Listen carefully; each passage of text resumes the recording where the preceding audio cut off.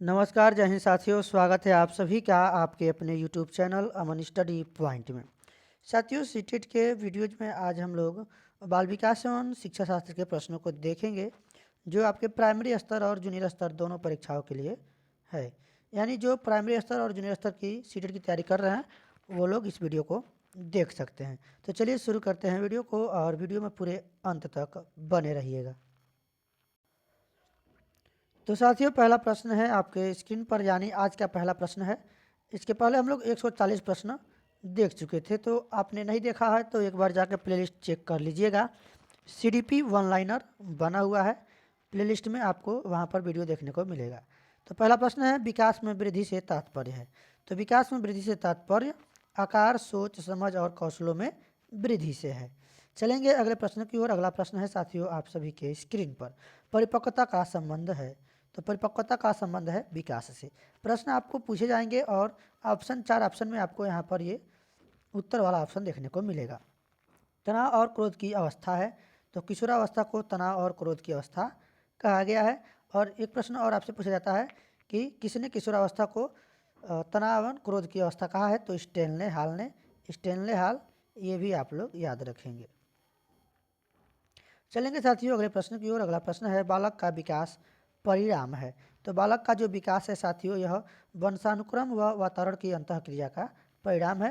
Option आपको 4 मिलेंगे, ABCD, और इसमें आपको एक वाला ऑप्शन ये देखने को मिलेगा। एक बच्चे की मानसिक आयु 12 वर्ष और वास्तविक आयु 10 वर्ष है, उसकी बुद्धिलब्धि क्या होगी। तो बुद्धिलब्धि निकालने का जो सूत्र होता है साथियों, IQ बराबर MA यानी मानसिक आयु बट्टा वास्तविक आयु इंटू में 100। इसके लिए आपको क्या करना पड़ेगा, मानसिक आयु है 12, वास्तविक आयु है 10, इंटू में 100 करेंगे, 10 से डिवाइड करेंगे, 10 बार में डिवाइड होगा, यानी 10 का 10 बार, 10 दहा में 100, और 12 और 10 का जब आप मल्टीप्लाई करेंगे यानी गुणा करेंगे 10 और 12 का, तो ये आपका आ जाएगा 120। यहाँ पर आपका हो जाएगा 12 गुणा में 10, 12 दहा के 120। चलेंगे साथियों अगले प्रश्न की ओर, देखेंगे अगले प्रश्न को। शारीरिक विकास का क्षेत्र है, तो शारीरिक विकास का क्षेत्र है स्नायुमंडल। अगला प्रश्न है, श्यामपट्ट लिखते समय सबसे महत्वपूर्ण क्या है। तो वो है अच्छी लिखावट यानी स्पष्ट लिखावट, ताकि देखने पर स्पष्ट जो है अक्षर दिखाई दें। अगला प्रश्न साथियों, वह कौन सी अवस्था है जब बच्चा तार्किक रूप से वस्तुओं व घटनाओं के विषय में चिंतन प्रारंभ करता है। तो 4 अवस्थाएं दी गई थी जीन पियाजे के द्वारा, मूर्त संक्रियात्मक, अमूर्त संक्रियात्मक, संवेदीगामक, पूर्व संक्रियात्मक। इसका जो है मूर्त संक्रियात्मक अवस्था होती है 7 से 11 वर्ष, ये जीन पियाजे के द्वारा दिया गया है। वह कौन सी जगह है जहाँ बच्चे के संज्ञानात्मक विकास को सबसे बेहतर तरीके से परिभाषित किया जा सकता है। तो वह जो कौन सा जगह है, कौन सा स्थान है, विद्यालय एवं कक्षा। ये प्रश्न आपके प्रीवियस ईयर क्वेश्चन में आया है, पूछा हुआ है, और आंसर में ये विद्यालय एवं कक्षा वाला ऑप्शन भी आपका दिया गया है। बच्चे दुनिया के बारे में अपनी समझ का सृजन करते हैं, इसका श्रेय किस विद्वान को जाता है। तो ये श्रेय जाता है जीन पियाजे को, यानी ये कथन जीन पियाजे जी का है। आकलन को उपयोगी और रोचक प्रक्रिया बनाने के लिए किसके प्रति सचेत होना चाहिए। तो आकलन को उपयोगी और रोचक प्रक्रिया बनाने के लिए शैक्षिक और सह शैक्षिक क्षेत्रों में विद्यार्थी के सीखने के बारे में जानकारी प्राप्त करने के लिए विविध तरीकों का प्रयोग करना चाहिए। विविध तरीके यानी एक से अधिक तरीके, विभिन्न प्रकार के। शिशु अपने एवं अपने संसार के बारे में अधिकांश बातें खेल के माध्यम से सीखता है, यह किस विद्वान ने कहा है। तो यह कहा है, यह कथन किसका है, स्ट्रेंग का। स्ट्रेंग के द्वारा यह कहा गया है। चलेंगे साथियों अगले प्रश्न की ओर। नवीन ज्ञान और नवीन प्रक्रियाओं को प्राप्त करने की प्रक्रिया सीखने की प्रक्रिया है। तो यह किसका कथन है, यह कथन है वुडवर्थ का। वुडवर्थ के द्वारा यह कथन दिया गया है परिभाषा। अगला प्रश्न देखेंगे साथियों, थर्स्टन द्वारा 1937 में प्रतिपादित क्रमबद्ध अंतर विधि का व्यापक प्रयोग एवं प्रचार किस मनोवैज्ञानिक ने किया। तो यह किया था सफीर ने। चलेंगे साथियों अगले प्रश्न की ओर। अगला प्रश्न है आप सभी के स्क्रीन पर, बालक के व्यक्तिगत अध्ययन की मनोवैज्ञानिक विधि है। तो यह है केस स्टडी। तो चलिए देखते हैं अगले प्रश्न को साथियों। अगला प्रश्न है, कौन सा विभेदन सीखने में उच्च स्तरीय उपायों का प्राकल्पनाओं के उपयोग पर बल डालता है। तो यह है असात्य सिद्धांत। अगला प्रश्न है आप सभी के स्क्रीन पर, अधिगम के क्रम में कौन सी प्रक्रिया बालक पहले करेगा। तो बालक पहले कौन सी क्रिया करेगा? आत्मसात की क्रिया करेगा।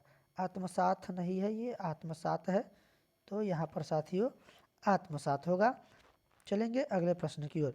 व्यक्ति भेदों का अध्ययन तथा सामान्यीकरण का अध्ययन किस विधि द्वारा किया जाता है? व्यक्ति भेदों का अध्ययन तथा सामान्यीकरण का अध्ययन किस विधि द्वारा किया जाता है? तो ये विभेदात्मक विधि के द्वारा किया जाता है।